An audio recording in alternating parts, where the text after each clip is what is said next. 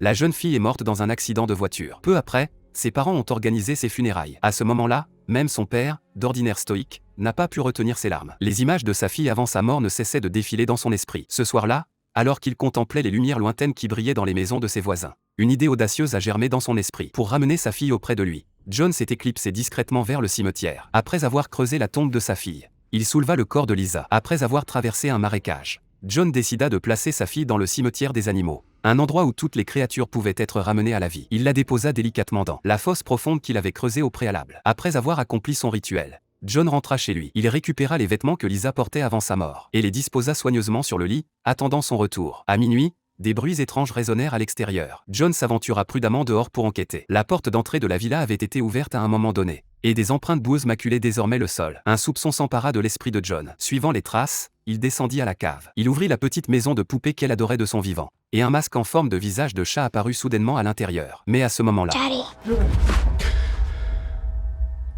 John baigna méticuleusement sa fille, ignorant la transformation de Lisa. Le lendemain matin, il trouva Lisa, vêtue de la robe qu'elle portait lors de l'accident, dansant de manière inquiétante. Soudain, Lisa devint violente et lança un regard méchant à John. John fut immédiatement terrifié par son regard. À ce moment-là, le voisin frappa à la porte avec insistance. Avec appréhension, John ouvrit la porte. Le voisin remarqua immédiatement la saleté sur les mains de John. Un sentiment d'appréhension l'envahit, mais John le congédia aussi vite que possible. Le vieil homme était encore plus convaincu que John s'était rendu au cimetière des animaux. À ce moment-là, alors qu'il se retournait pour regarder derrière lui, il fut horrifié de découvrir que la fille décédée de Lisa le fixait du regard. Mais un autre rebondissement survint. Sa femme, qui était retournée dans leur ville natale, revint plus tôt que prévu. Pourtant, John ne lui avait toujours pas avoué la vérité au sujet de leur fille. Alors que John s'apprêtait à dire quelque chose,